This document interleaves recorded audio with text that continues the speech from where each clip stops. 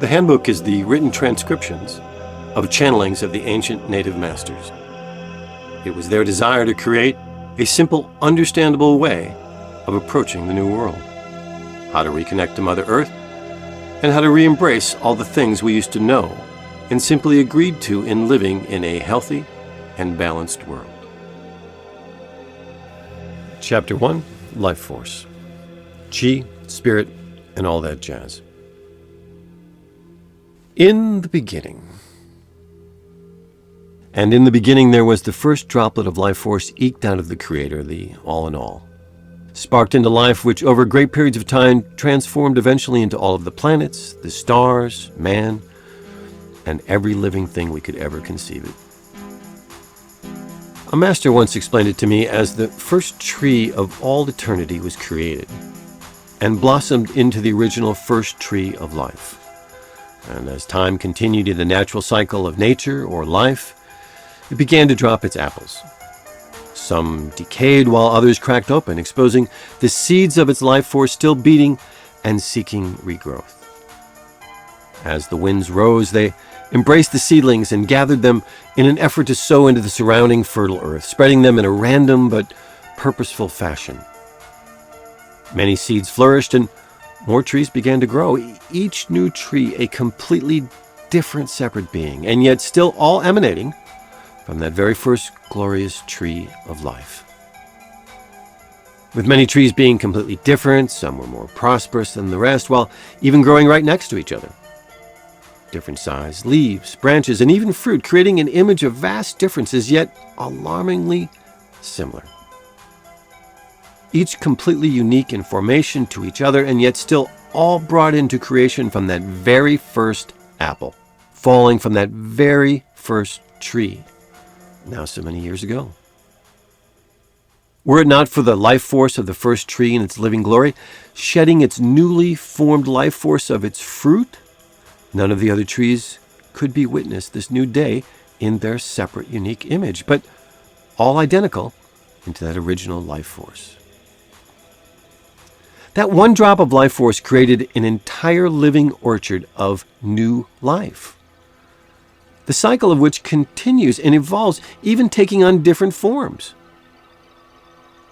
As some apples rot and mold, not transforming into other trees, fungus is created along with other microorganisms, all creating and completing new cycles of life that again transform over time to other forms of life that eventually create a seemingly entire new planet of living, breathing things, each still emanating from that first life force of that first fallen apple of that first tree of life. That is the Master's simplified illustration of how we are all uniquely and seemingly separate beings that are inwardly created and exist only because of the original single drop of life force the Creator once sparked and released into the universe. We are the same life force, coming from the same original tree of life. And even though that first tree can no longer be found in the original orchard, we are all the same. That's why we can talk to the trees, feel the ocean, and read the sky. We are all one. Anything else you try to believe is denying our true origins and true makeup. Your soul is your life force, and your energy is your chi. There are 4 separate elements that comprise the entire body that is living here on Mother Earth.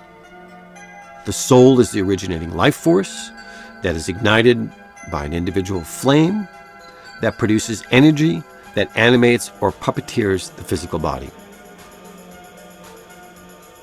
A soul comes into the body of a child at 90 days of fetal development, and prior to that, the mother is the sole supporter of both bodies by her own individual life force. With it, the new infant brings with them the flame of life, and it is placed just behind the navel, suspended between the soul and the ethereal body and the physical body. Each day, the life force of an individual is ignited through the flame to create new energy in the ethereal body, which animates the physical.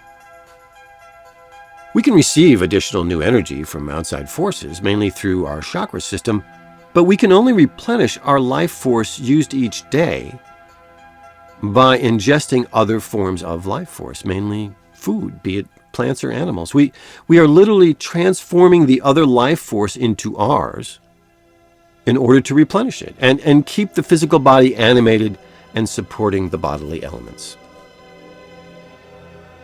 That's why raw food is the most potent in the exchange of this life force continuum. Not enough new life force reintroduced into the body, and we will, as anyone knows about self-survival, abandon the physical body and return to the outer dimensions where life force is not extinguished on a daily basis. There's no set qualifier of either plants or animals being right or wrong for us. Both can equally give us the refurbishment or our daily life force that's needed. It is the amount of life force present in the meal or offering and the intention in which it was raised, lived, harvested, prepared, that all equates to the amount of positive life force gained. If it's raw and, say, just recently sacrificed, it'll probably contain the greatest amount of life force available. Therefore, the need for quantity is lessened. But if it's been mechanically harvested, freeze-dried, frozen, corrupted in various electronic manners, microwaved, or just plain bad old food, it has no redeeming life force, and large amounts would be needed to be consumed in order to satisfy our daily replenishment necessary to stay healthy and in the body. The body can extract some elements from the lower grade food needed to help in the cellular regeneration of itself, but nothing towards the replenishment of the soul and its life force. Music is the tonic for the soul. Music is created and experienced on the fourth dimension. We presently exist on the third, so music has a sort of instant elevating quality to it. Not only does it soothe the savage beast, as they say, but it actually has the ability to heal on a soul level in a most profound and everlasting way. In shamanism, the drums are utilized to entice the soul to change their vibration and to help realize what some would characterize as instant healing. In its proper form, it entices the negative energy to exit both the energy body and any blocked deposits surrounding the soul. That's why native music from many cultures has survived for so long. Of course, music can also have a seriously destructive quotient to it. Most heavy metal music, while captivating and to some even inspiring, typically is a destroyer of the natural etheric balance and thus can actually do damage to the soul with enough volume and continued repetition. Some in this modern society object to the language that usually accompanies it, but it's a pebble in its negative impact compared to the damage the beat and frequency can inflict on the vibrational and energetic fields of the body. Even modern warfare has now created many a dangerous and even life-threatening instrument or machines of frequency and vibration in their quest to take warfare to the next level. Low frequencies can be used to elicit everything from sexual ecstasy to bodily malfunctions.